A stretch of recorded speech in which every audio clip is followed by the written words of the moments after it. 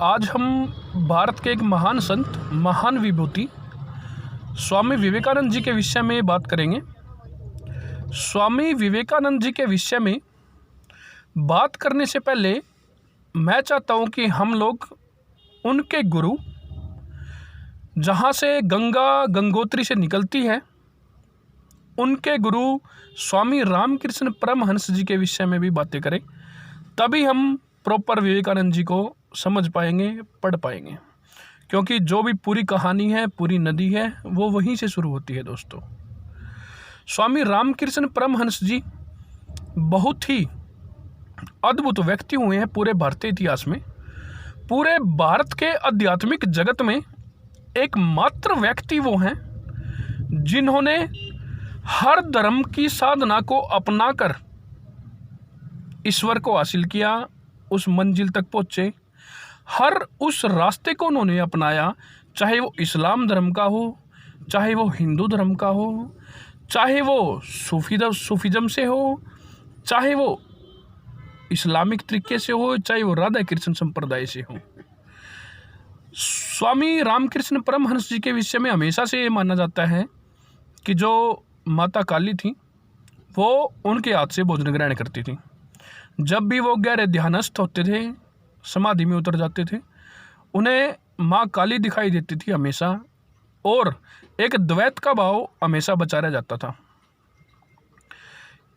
एक बार उनके गुरु तोताराम जी उनके पास आए और उन्होंने तोताराम जी को बताया कि मैं ध्यान की सारी बाधाएं पार कर चुका हूँ, लेकिन द्वैत का भाव अभी भी बचता है। तो तोताराम जी ने उनको कहा कि जब तक अद्वैत नहीं होगा, पूर्णतः समाधि घटित नहीं होगी। इसके लिए तोताराम जी ने उनको बोला कि आप गहरे ध्यान में चले जाओ और माता काली को काट दो। ध्यान के दौरान ही परमहंस जी ने कहा कि ये मेरे से नहीं हो पाएगा, नामुमकिन है, क्योंकि जिसके सहारे आज मैं यहाँ तक पहुँचा हूँ, उसी को मिटा देना किसी भी साधक के लिए सबसे मुश्किल और दुष्कर कार्य होता है। तोताराम जी ने कहा कि जब भी आप गहरे ध्यान में जाओगे, समाधि में चले जाओगे, मैं आपके माथे पे एक कट मार दूंगा कांच के साथ या किसी भी धातु के साथ, आपका माथा चीर दूंगा, तुरंत आप काली को काट देना। परमहंस जी ने कहा कि मैं काली को तो काट दूंगा, लेकिन तलवार कहाँ से लेके आऊँगा? तो तोताराम जी ने बोला, जहाँ से तू काली को लेके आया है, उसी मन से तू तलवार को भी लेके आना। और जब तोताराम जी को लगा कि परमहंस जी समाधि में डोल रहे हैं, बिल्कुल मस्त हो चुके हैं, उसी समय तोताराम जी ने उनके माथे को काट दिया और एक झटके के साथ ही परमहंस जी ने भी माता काली की जो उनकी कल्पना मात्र थी, जो उनकी कल्पना मूर्ति थी, उसको काट दिया। और उसके बाद एक हफ्ते तक स्वामी परमहंस जी को पहली बार गहन समाधि का अनुभव हुआ, द्वैत खत्म हो गया और अद्वैत लगा। परमहंस जी के साथ एक समस्या थी कि अनुभव उनको सारा था अलौकिक जगत का, अंदर के संसार का, लेकिन वो उसको बोल नहीं पाते थे, कह नहीं पाते थे। भाषा पे उनका कंट्रोल नहीं था और भाषा की उनको प्रॉपर जानकारी नहीं थी।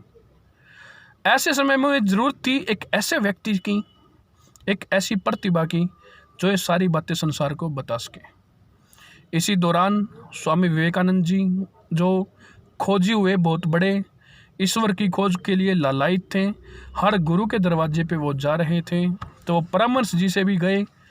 कोलकाता में माता काली के मंदिर में उनकी मुलाकात हुई और उन्होंने परमहंस जी से पूछा कि क्या ईश्वर है?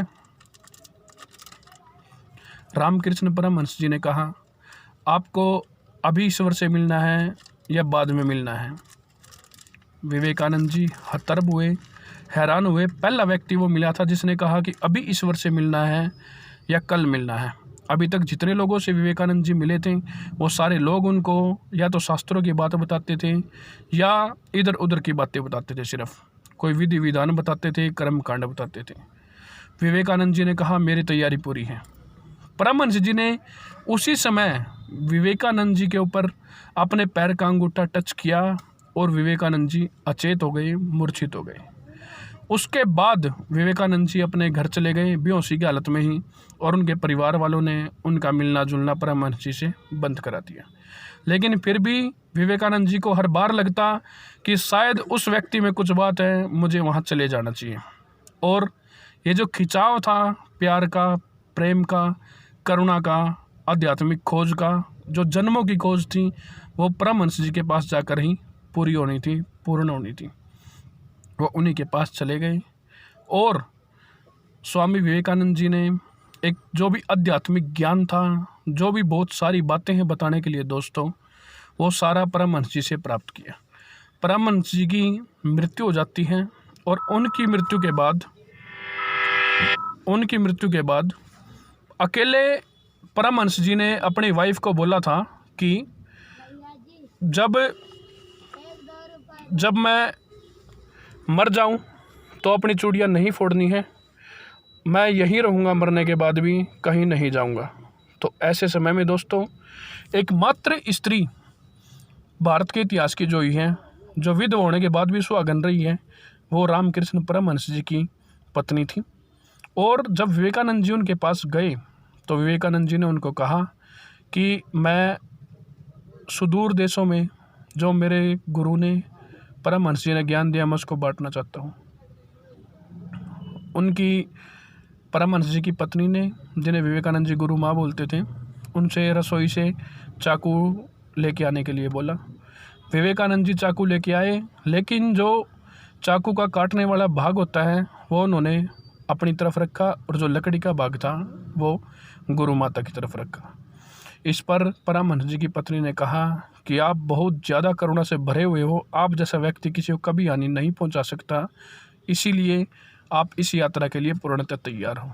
उसके बाद हम सारे लोग जानते हैं दोस्तों, विवेकानंद जी गए सुदूर देशों में, यूरोप में, अमेरिका में, इंग्लैंड में, स्विट्ज़रलैंड में, जहाँ पे जाके विश्व धर्म सम्मेलन में उन्होंने भाग लिया और उसके अंदर भारत का एक परचम विवेकानंद जी ने लहराया, जहाँ आज तक उनके नाम पे सड़क मार्ग हैं, लाइब्रेरी हैं, बड़ी बड़ी संस्थाएं हैं, बहुत सारी चीज़ें हैं दोस्तों।